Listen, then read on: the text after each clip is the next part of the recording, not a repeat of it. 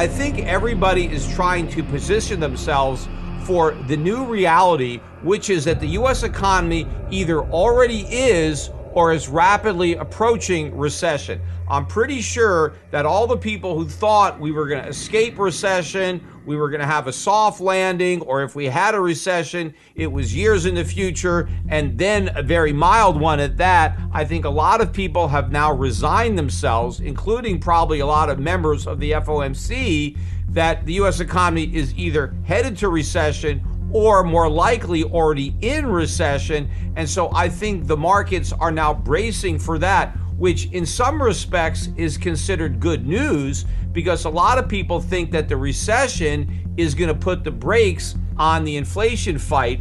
And so maybe the stock market ends up benefiting from a recession if the Fed pivots and is no longer as aggressive in fighting this inflation. But I actually think the markets are still underestimating how bad inflation is and how bad the recession is going to be, and the fact that the recession is not going to provide relief from inflation. It's actually going to make inflation worse. Now, it's certainly possible that in the short run, you could see a temporary reduction in the inflation rate, so it comes down a little bit before it explodes even higher. But when this recession starts, it's going to be very bad given all of the leverage that needs to be unwound, and the rate hikes that have already taken place are enough to push the economy into recession, even though they're barely enough to begin, let alone win, an inflation fight. So we have more rate hikes to come. This is going to be a very severe recession. And again, if the economy is already in recession and unemployment is so low,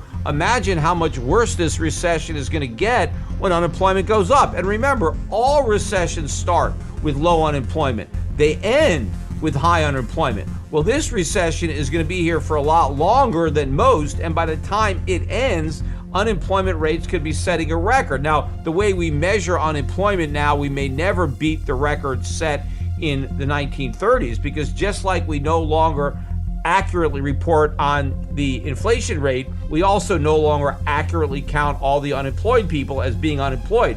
So it's going to be very hard to officially match the numbers of the 1930s, although unofficially we could easily exceed the levels of unemployment that we had during that depression, in the depression that I believe has already started. And in fact, a lot of other markets are also providing evidence that people have shifted their focus from being worried about inflation to being worried about recession. We had a big drop in bond yields today.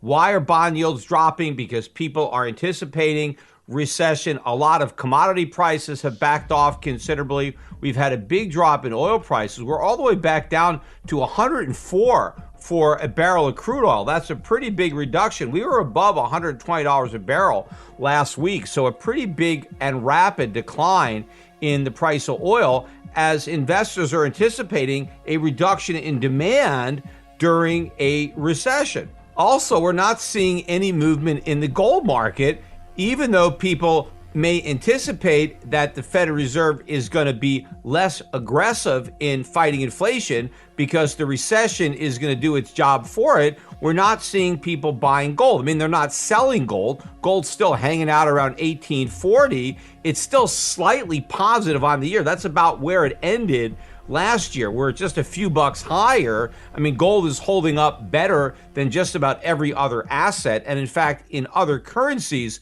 gold has gained because the dollar is up quite a bit on the year. And so that means the price of gold is up quite a bit in other currencies. So gold has done an okay job so far in 2022, especially relative to other assets, but it hasn't done what I anticipated it would do, because investors still don't understand that this recession is not only not going to cure inflation, it's going to make the inflation problem worse. When they figure that out, the price of gold is really going to take off. But in the meantime, because they haven't figured that out, look at how weak gold stocks have been. In fact, gold stocks had a very weak day today, much weaker than the overall stock market. In fact, year to date, despite a slight gain in the price of gold, the GDX, which is an index of major gold producers, is down about 6.25% on the year.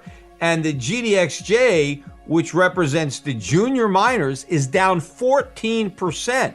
Now, I think what happened is a lot of people who bought some of the gold stocks because they correctly anticipated inflation would be a problem. Well, now that it is a problem, they're looking to take profits, and there's not a lot of people who want to take the other side of that trade because people are not worried about future inflation. They're worried about the Fed fighting inflation, which they think is bad for gold. And they're worried about the Fed winning its fight against inflation, having a recession. And so there's no need to worry about inflation in the future. So there's no need to buy gold stocks today as a hedge against future inflation, which isn't going to exist. But again, the market is completely wrong on this. And this is what opens up the opportunity for investors who actually understand what most investors are still oblivious to. But when it comes to market volatility, since my last podcast, nothing tops what happened in cryptocurrencies with Bitcoin, with Ether. We had a huge crash over the 3-day weekend. In fact, it was a slow motion crash. It wasn't one of these collapses where Bitcoin dropped several $1,000s a coin, in 1 or 2 minutes. It was just a slow and steady decline over most of the weekend. In fact, I think we bottomed out on Sunday and then we had a rally. But the low that Bitcoin got down to was 17,800, something like that. When I recorded my last podcast, Bitcoin had rebounded from not quite touching 20,000 back up to 22,000. And you had a lot of people that were confident that that 20,000 number was going to hold because that was the high from 2017, and so people thought that that old high would be the new support. In fact, during the whole 11 or 12-year history of Bitcoin, it has never gone below a previous peak. So every time Bitcoin has made a peak and then sold off sharply and then made new highs, the correction has never brought it below a previous peak until now. So Bitcoin has just done something that it's never done before, and that should be a wake-up call that maybe the game has changed and we are now in the permanent bear market for Bitcoin, that if you hold and hope, Bitcoin is not going to come back and make a new high. And I was certain that when it left that 20,000 intact, that it was going to take it out. That even if we were going to have a meaningful short-term bear market rally, that at a minimum, we were going to have to take out 20,000. And sure enough, we did. We even took out 18,000. But then we rallied back. By the time the U.S. stock market opened for business on Tuesday, not only was Bitcoin above 20,000, it was above 21,000. And again, a lot of people in the Bitcoin community were very confident that the bottom was in. In fact, CNBC spent the entire day trying to convince its audience that the lows were in, that it was still a bull market. They had one guy on there, and I'm not making this up, he was saying you got to buy Bitcoin because it has proven itself to be a long-term store of value. How has it proven itself to be a store of value? It's just collapsed 75%. I mean, if it's going to go down by 75%, it's hard to say that it's proved that it's a store of value when you've lost 75% of the value that you wanted to store. The guy who takes the cake is Michael Saylor, who continues to go on every podcast that will have him, no matter how small the audience, to brag about how much money he's making in Bitcoin, what a great decision he had to buy Bitcoin, even though he's down like $1.5 billion. He's down over 30% on his average cost, which is over 30,000. As I'm recording the podcast today, we're just below 20,000 again. We're about 19,900.